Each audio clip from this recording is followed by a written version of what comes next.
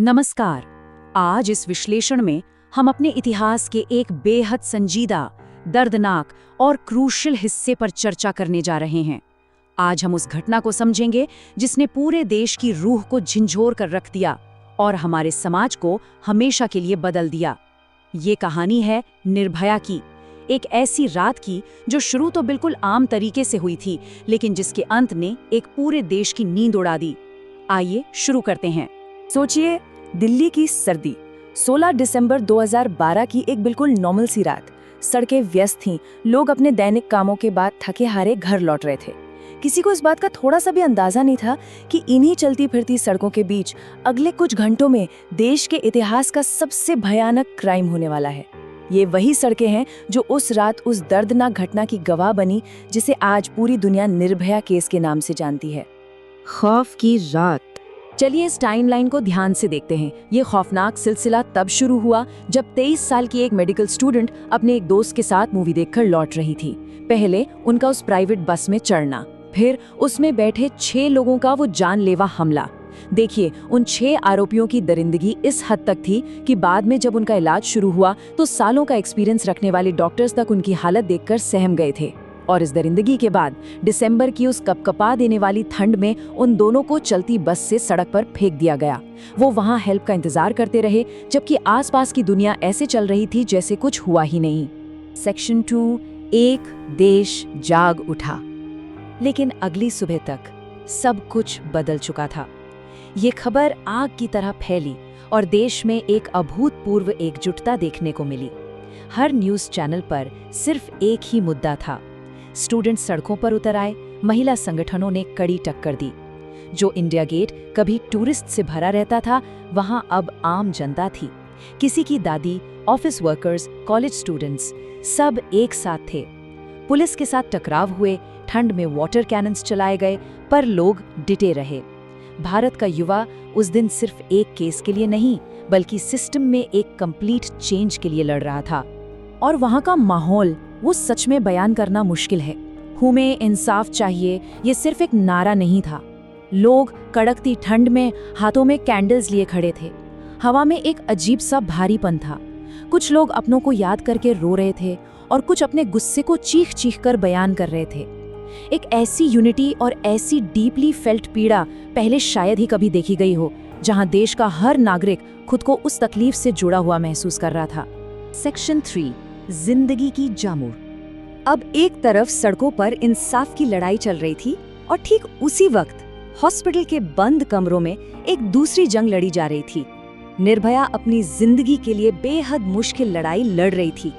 दिल्ली के हॉस्पिटल में डॉक्टर्स ने दिन रात एक कर दिया, पर सच्चाई ये थी कि इंजरीज इतनी सीवियर थी कि उनकी हालत लगातार क्रिटिकल होती जा रही थी। जब यहाँ के मेडिकल रिसोर्सेज कम पड़ने लगे तो एक डेस्परेटली अर्जेंट कदम उठाया गया। एडवांस्ड केयर के लिए उन्हें तुरंत सिंगापुर शिफ्ट किया गया। लेकिन फिर आई वो तारीख, 29 दिसंबर 2012।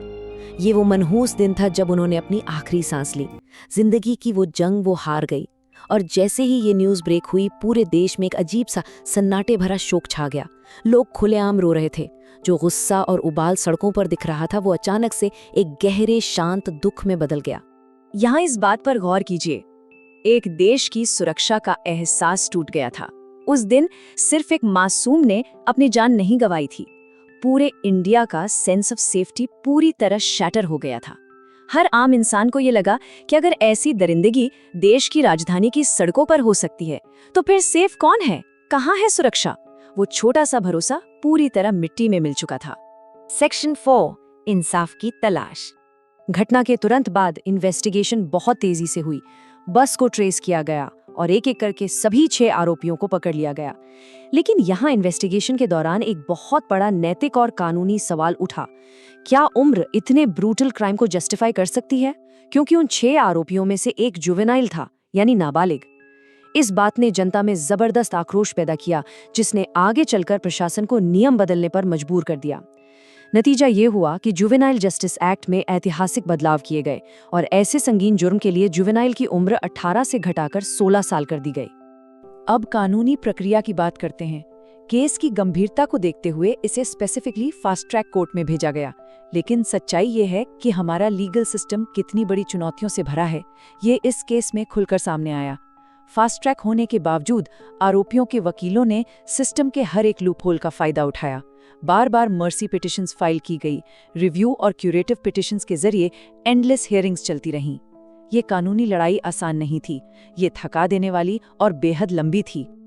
और ये नंबर्स खुद कहानी बताते हैं। 7 साल, 3 महीने और 4 दिन, इतना लंबा वक्त लग गया इस फास्ट ट्रैक केस को अपने आखिरी अंजाम तक पहुंचने में। आखिरकार एक लंबे और एग्जॉस्टिंग इंतजार के बाद 20 मार्च 2020 को सुबह 5:30 बजे तिहाड़ जेल में बचे हुए चारों दोषियों को फांसी दे दी गई। कानूनी तौर पर केस ऑफिशियली यहाँ क्लोज हुआ। सेक्शन 5 अमर विरासत।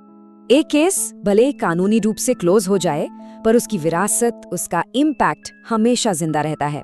इस टेबल पर ध्यान दें, सिस्टम में एक्चुअल बदलाव क्या आए। कानूनी तौर पर क्रिमिनल लॉ अमेंडमेंट एक्ट पास हुआ, जिसमें रेप के लिए सजा को और सख्त बनाया गया। जुडिशियल सिस्टम इवॉल्व हुआ, जहां ऐसे केसेस की सुनवाई के लिए देश भर में फास्ट ट्रैक कोर्ट स्थापित किए गए। फाइनेंशियल लेवल पर अगर देखें तो निर्भया फंड बनाया गया, जिसका सीधा इम्पैक्ट महिला सुरक्षा के नए प्रोजेक्ट्स, 24 घंटे डिस्ट्रेस हेल्पलाइंस और पब्लिक स्पेसेस में सीसीटीवी इंफ्रास्ट्रक्चर पर पड़ा। और प्रैक्टिकली सोसाइटी में सेल्फ डिफेंस पर खुलकर डिस्कशंस आम होने लगे। लेकिन इन कानून और फंड से भी बड़ा एक और प्रोफाउंड शिफ्ट था, और वो ये कि आम जनता ने चुप रहने से साफ इनकार कर दिया। ये हमारे समाज का सबसे बड़ा सोशल अवेकनिंग था। लोगों ने ये तय कर लिया था कि अब वो सिस्टम की इन कमजोरियों को चुपचाप सहन नहीं करेंगे। एक ऐसी पीढ़ी ने आवाज उठाई जिसने सहने की बजाय सीधे सवाल पूछना और अपने हक के लिए लड़ना सीख लिया था। इस विश्लेषण को खत्म करते हुए इस एक बहुत ही शक्तिशाली विचार पर गौर कीजिएगा। इंसाफ में देरी हो सकती है, लेकिन अगर एक आवाज पूरा देश बन जाए तो बदलाव जरूर आता है। कुछ कहानियां बस इतिहास के पन्नों पर नहीं रुकती, वो एक पूरे राष्ट्र की दिशा बदल देती हैं। लेकिन अंत में छोड़ जाते हैं आपको इस एक सवाल के साथ। सोचिए, क्या आज सच में जमीन पर वो सारे बदलाव पूरी तरह उतरे हैं जो उस रात के बाद मांगे गए थे? ये एक ऐसा प्रश्न है जिसका जवाब हर समाज को लगातार ढूंढते रहना चाहिए। इस विश्लेषण से जुड़ने के लिए धन्यवाद।